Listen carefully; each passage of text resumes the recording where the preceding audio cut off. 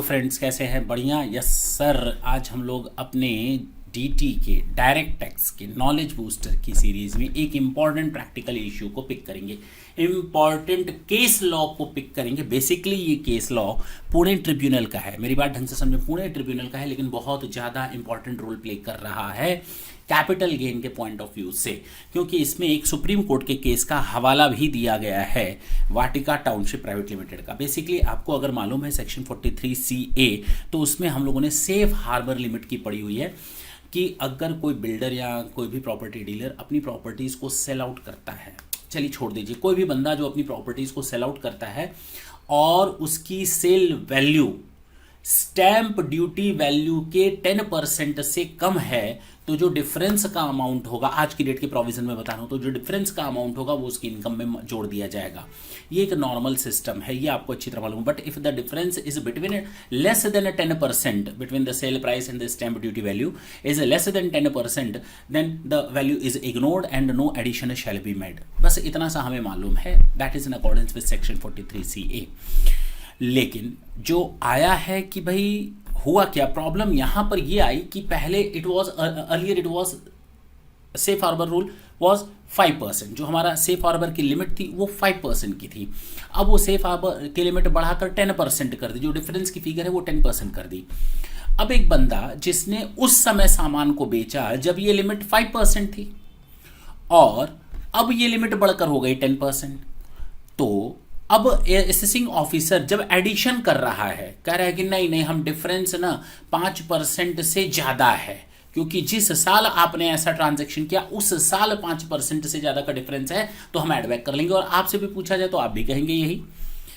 लेकिन चूंकि कोई क्लियर कट इन्फॉर्मेशन नहीं है लॉ में, ऐसा कुछ नहीं कहा क्या कि आज तक के केस लॉस 5% के डिफरेंस पर मीट आउट किए जाएंगे और आज के बाद के 10% के डिफरेंस पर मीट आउट किए जाएंगे, ऐसा कुछ नहीं लिखा है।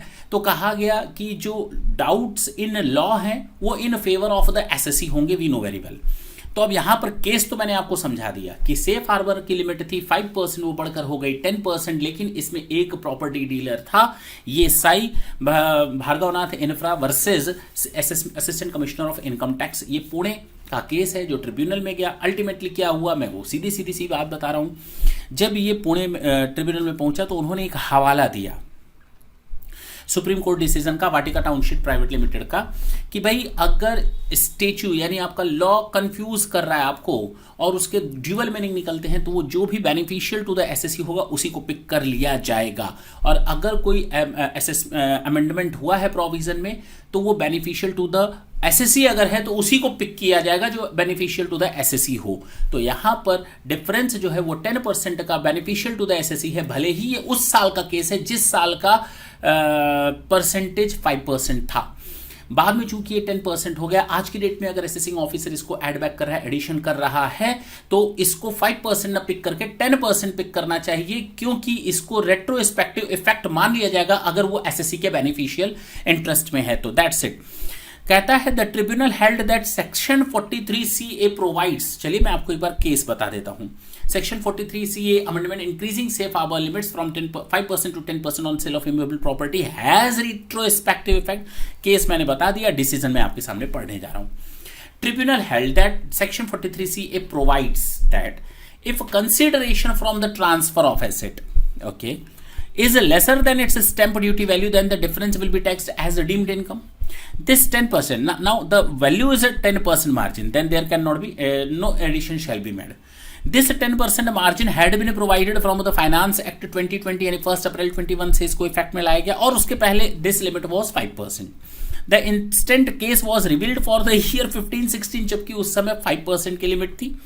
हाँ या ना? Now the question arises whether the amendment effective from 1 April 21 can evenly apply to prior to assessment years as well, if the old assessment are going to be completed till in this year 21 out thereafter, then the margin of 5% shall be considered or 10% shall be considered. So relying upon the spirit of the Supreme Court decision in this case, the tribunal held that if a fresh benefit is provided, the important word is fresh benefit is provided by the parliament in an existing provision, अगर existing provision में कोई नया benefit add back किया जाता है then such an amendment should be given retrospective effect। केवल इतना ही important नहीं है, the statute must spell out clearly, बस इसको जोड़ करके पढ़ो, इतना नहीं पढ़ना है कि किसी को benefit दिया जा रहा है fresh तो उसको retrospective effect ले लेंगे ना। First of all try to read it completely whether the act is saying something or not, act is silent or not। तो the statute must spell out clearly if any tax liability has to be fastened with the SSE taxpayer with retrospective effect, ठीक है। However, if the provision is beneficial for the SSE, such a beneficial provision can be applied in a retrospective effect। In this given case, the legislature intended to provide to the SSE if the difference is less than 10% which has been brought into effect, the beneficial will छोड़ दो। अब आपको कहानी समझ में आ गई कि मैं बोलना क्या चाहता हूं। 14-15 का जो ये केस है वहां पर डिफरेंस का जो लॉ था वो 5% था, 21-22 या उसके बाद ये डिफरेंस का फिगर हो गया 10%।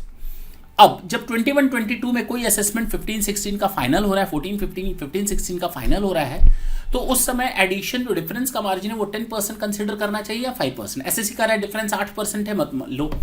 असेसिंग ऑफिसर का रहा है नहीं डिफरेंस 5% से ज्यादा है, क्योंकि ये केस 14-15 का, इसलिए हम 5% से अधिक वाले डिफरेंस को हम मार्जिन को ऐड कर देंगे।